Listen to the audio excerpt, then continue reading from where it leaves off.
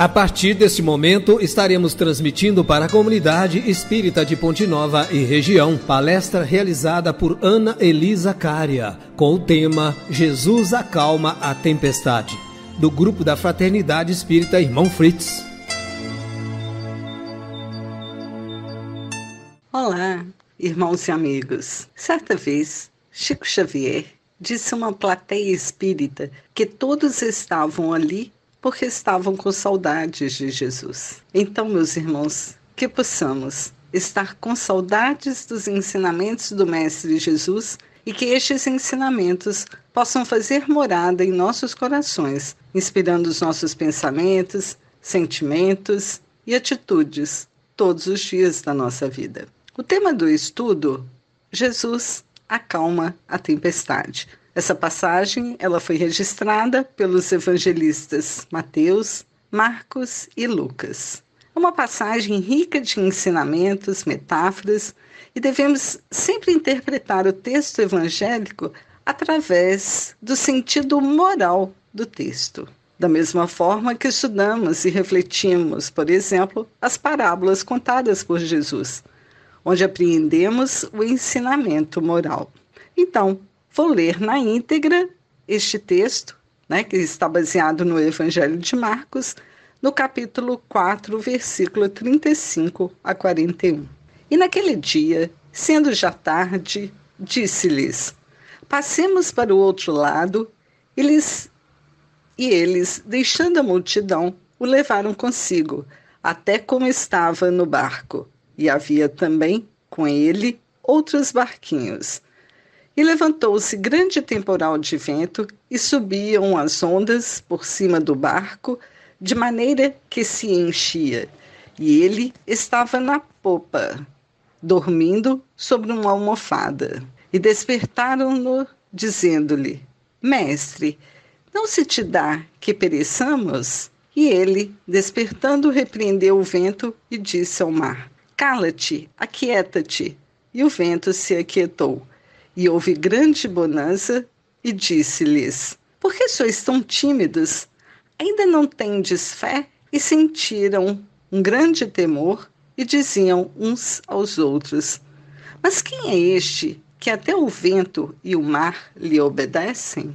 Então, meus irmãos, para nos ajudar a contextualizar essa passagem, interpretá-la, nós recorremos ao espírito da Amélia Rodrigues, através da psicografia de Divaldo Pereira Franco, nos livros Vivendo com Jesus e Luz no Mundo.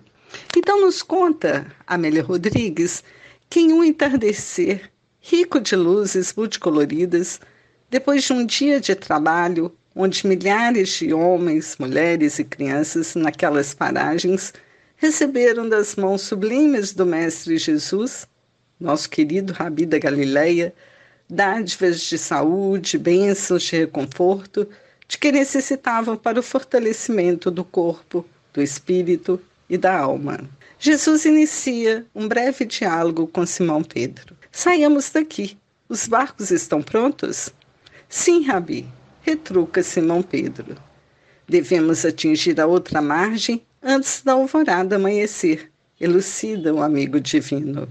Mas neste período, relata o velho pescador, as tempestades sopram de surpresa e colhem os encaustos imprevistamente, ameaçando-lhes as vidas. Não temamos as coisas que provém de nosso Pai, esclarece Jesus. Então, sem contestar, os barcos deslizavam sobre as cristas das ondas, enriçadas, arrebentar-se em renda de espumas. Jesus toma de um travesseiro e na proa parte da frente do barco e os discípulos João e Tiago o seguem indo repousar. E vale a pena, meus irmãos, só contextualizar que João era considerado o discípulo bem-amado do Mestre, talvez por ser o mais novo, pelo potencial espiritual que o próprio Cristo já percebia. Tiago, filho de Zebedeu, discípulo bem ativo do apostolado dos 12. Era a primeira vez que se deslocavam naquela região. Então, enquanto o barco deslizava ligeiro sobre as águas mansas, eis que os céus escureceram-se subitamente e os ventos sopraram com vigor, levantando altas as ondas, agora encrespadas, que ameaçavam os viajantes. Este fato era devido à localização geográfica, fenômeno comum naquele lugar, abaixo do Mediterrâneo, quase 200 metros, dando ensejo a tempestades bruscas e calamitosas. Inclusive, o próprio Simão Pedro alertou Jesus sobre a possibilidade deste fato, que todos os pescadores que estavam no barco também temiam por este fato. Era comum nos veleiros, embarcações colocarem e ou ter uma representação humana e ou mitológica para proteger. Então Judas, ele vem também fazendo um comentário a respeito. Não será uma temeridade, ousadia e imprudência essa viagem? O Rabi está conosco, portanto, não há problemas, argumentou o discípulo João. Simão, porém, sabe dos perigos neste período, comentou Judas Iscariotes. De fato, se formos colhidos por um vendaval, pondera Simão, nossas vidas estarão ameaçadas. Mas Jesus está conosco, insiste o discípulo André. No entanto, dorme, desdenha Judas, enquanto deveria vigiar, isto para ser fiel às suas próprias palavras. Não tememos, propõe Simão Pedro, na condição de timoneiro que comanda a embarcação. Então, nesse momento, Jesus dormia ou parecia dormir, em paz, enquanto rugiam as forças desgovernadas que se chocavam na tormenta feroz. Então, meus irmãos, que devemos interpretar. Como devemos interpretar? Através ainda da nossa capacidade um pouco limitada de entender os ensinamentos do Mestre Jesus. E aqui vale lembrar que é uma figura de linguagem. Espírito superior, ele não precisa descansar. Lembremos do governador da colônia espiritual de Nosso Lar, tão bem descrita no livro e retratada no filme, que tinha 114 anos, que trabalhava ininterruptamente. Ou seja, não precisava efetivamente de Jesus estar deitado ou se ele estivesse cansado, mas era uma forma de, talvez, de testar também os seus discípulos, a fé dos discípulos. Então, é interessante ressaltar, meus irmãos, era um procedimento comum. Depois de um dia de trabalho assistencial intensivo, até com uma aferição de aprendizagem, Jesus reuniu o colegiado apostólico e iam para algum lugar que pudessem ter privacidade para dialogar, para conversar, para estarem mais próximos uns dos outros. Então, seguindo o texto, o dia fora exaustivo. Relacionava o jovem Boanerges, que é o discípulo Bartolomeu. O mestre atendeu agentes de várias partes que levaram agora as notícias, inclusive pondera. Eu vi, cego abrir os olhos, Simão Bar-Jonas, e as lágrimas cristalinas diziam da emoção incomparável daquele beneficiado. E o leproso? Interroga Tiago, nauseante, estava recurvado e exalava putrefação. Cambaleando e rouquenho, acercou-se do mestre, olhou que o rabi depositou sobre ele, comoveu-se, via a palidez do seu rosto e uma indescritível tristeza se lhe desenhou na face. Tocou-o e logo as carnes começaram a agitar-se, a transformar-se de todo, ele antes a minha admiração. E quando o homem saiu exultante, interroguei o mestre: por que, Senhor? Por ser enfermo, o seu espírito calceta, ou seja, estava empredado, e leviano, inconsequente, superficial, respondeu, acrescentando: que lhe não aconteça nada pior. Pior que a lepra? Indaguei. Sim, reagiu. Por exemplo, a perda da vida espiritual. E sim, Jesus seguiu adiante. Mas o mar ficou bravio, mais bravio, e temendo o pior, assustados e trêmulos, os discípulos despertaram-no e acrescentaram o seu receio na frágil embarcação, jogada de um lado para o outro pelas ondas e ventos furiosos. Ele ergueu-se, semelhante a um raio de sol, e reclamou com a tormenta, impondo a sua vontade. Suave a calmaria sucedeu a agitação das ondas, e o entardecer ressurgiu sereno e colorido, como um leque de plumas em tonalidades variadas. Os seus, que com ele conviviam na sua simplicidade, não o conheciam. Tomados de perplexidade, indagaram: que homem é este que até os ventos e o mar lhe obedecem? Na verdade, não conheciam mesmo. Infelizmente, os discípulos não tinham a dimensão, não conseguiam atingir ou noção da dimensão espiritual do Mestre Jesus.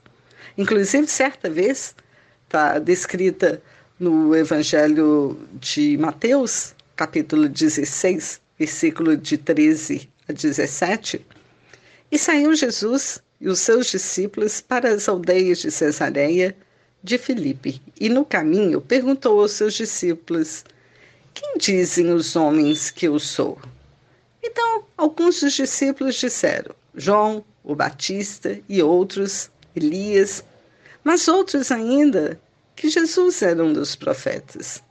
Então Jesus perguntou para Simão: mas vós, quem dizeis que eu sou? E Simão então disse: tu és o Cristo, o Filho do Deus vivo. Então Jesus disse a ele: bem-aventurado és tu, Simão Bar-Jonas, porque tu não revelou a carne e o sangue, mas meu Pai que está nos céus. Pois também eu te digo que tu és Pedro, e sobre essa pedra edificarei a minha igreja. Então Jesus também se preocupava com as tempestades do coração, com essas tormentas que nos incomodam. E o ser humano o levam a situações lamentáveis, infelizmente, a cometer sérias dificuldades e problemas emocionais, psíquicos. No lago ou mar da Galileia, fora-lhe fácil aplacar as fúrias, ordenando aos seus agentes que fizessem cessar, o que logo aconteceu. Então, o espírito da Amélia Rodrigues poeticamente pondera que, para as tormentas do coração, propôs inúmeras diretrizes de segurança moral capazes de superá-las. Nenhuma, porém, mais expressiva e difícil do que essa que se encontra na lei de amor, propondo o mergulho nas águas agitadas dos sentimentos primários, para eles o indivíduo libertar-se adquirindo paz. E aí, meus irmãos, nós podemos ter vários exemplos de tormentas do coração, que o próprio Cristo participou diretamente de várias situações. Por exemplo, a Maria de Magdala, ela, que era uma mulher bela, vivia entregue aos prazeres, em companhia de patrícios romanos. Em certa ocasião, ouvindo as pregações sobre o Evangelho do Reino, tomara de profunda admiração pelo Mestre. No íntimo, seu coração estava sequioso e em desalento. O profeta Nazareno havia plantado em sua alma novos pensamentos. Percebeu que as facilidades da vida só lhe traziam angústia e tédio moral. Ao espírito sensível, sentia-se seduzida pela generosidade do Cristo e desejava trabalhar na execução de suas ideias puras e redentoras. Propunha-se amar como Jesus, sentir com sentimentos sublimes. Se necessário, saberia renunciar a tudo. E de fato renunciou e seguiu fielmente o nosso Mestre Jesus. O propósito de Jesus tem sido, desde tempos remotos, meus irmãos, a conquista da paz interior de cada um de nós. desde aquele tempo e até os dias atuais. Multidões ouviam os ensinamentos de Jesus, mas muitos não tinham olhos de ver e ouvidos de ouvir. Mantinham os hábitos mentais e morais viciosos, isto porque não entendiam ou estavam dispersos com as paixões primitivas mundanas. Jesus oferecia a cura da alma para sempre, e muitos optavam pela recuperação do corpo, mesmo que sofrendo o retorno das enfermidades dilaceradas, cujas causas encontravam-se no seu próprio ser. Jesus ensinava a libertação do mal, através da transformação moral. No entanto, muitos que o buscavam ainda estavam mergulhados na ilusão tormentosa do cotidiano. Jesus propunha a paz e quase todos esperavam a guerra, como contra todos, uns com os outros. O próprio Judas, um dos seus discípulos, foi exemplo deste pensamento. Não entendia a proposta de libertação e a salvação da criatura humana. Apesar disso, Jesus perseverou até o fim, procurando aplacar as tempestades dos corações. E pelo amanhecer, já retornando, os barcos alcançavam as praias da outra margem. Amélia Rodrigues ainda nos diz: recordando a tempestade do mar da Galileia, merece que examinemos o mar da nossa alma e a tormenta das paixões inesperadas que nos visitam com frequência, intempestivamente, enquanto Cristo, que deveríamos trazer internamente, jaz adormecido, sem que as nossas ações o despertem. Reflitamos, meus irmãos, qual a posição que o Mestre Jesus ocupa dentro de mim? Ele está presente de acordo com o meu pensamento, sentimento e atitude? Reflitamos sobre isso. Certamente Jesus está incessantemente conosco, mas a porta do coração só se abre por dentro. Então, meus irmãos, permitamos que possamos ter a consciência tranquila, que possamos nos esforçar, nos dedicarmos e agirmos com prudência, agirmos na certeza que Jesus, nosso irmão, modelo e guia de toda a humanidade, nos deu exemplos de como melhor viver, de como podermos aproveitar a nossa encarnação da melhor forma possível. Quando nós tivermos alguma dúvida, quando nós estivermos na indecisão de como agir, como proceder, façamos uma pergunta. Façamos uma pergunta dentro de nós mesmos. Como Jesus agiria? Qual seria a atitude de Jesus neste momento? Como nós podemos seguir o seu exemplo com todas as dificuldades que passamos hoje, com todos os empecilhos que temos na vida? Muitos deles são voltados para a materialidade. Quando nós saímos do nosso mundo material, do mundo de César, certamente caminhando para a espiritualidade, quando detectamos em nós esse apego à matéria, é que nos incomoda, é que nos agride efetivamente, talvez os nossos princípios já despertos para a espiritualidade, que possamos sim termos essa certeza, essa convicção que os ensinamentos do Mestre Jesus, que a sua vivência, o seu convívio com os discípulos são exemplos para toda a humanidade, para todos nós, em qualquer circunstância, em qualquer momento em que estivermos. A palavra, o sentimento, a esperança, a boa vontade, o bom ânimo, acima de tudo, deve prevalecer dentro de nós. E que a convivência entre o próximo, entre o irmão, entre os nossos familiares, sejam da melhor forma possível. Que possamos seguir sempre os exemplos do Mestre Jesus. Permitamos, meus irmãos, a sintonia constante do Mestre Jesus, o Rabi da Galileia, em nossa vida. Que Jesus nos ampare hoje e sempre. Muita luz, sempre.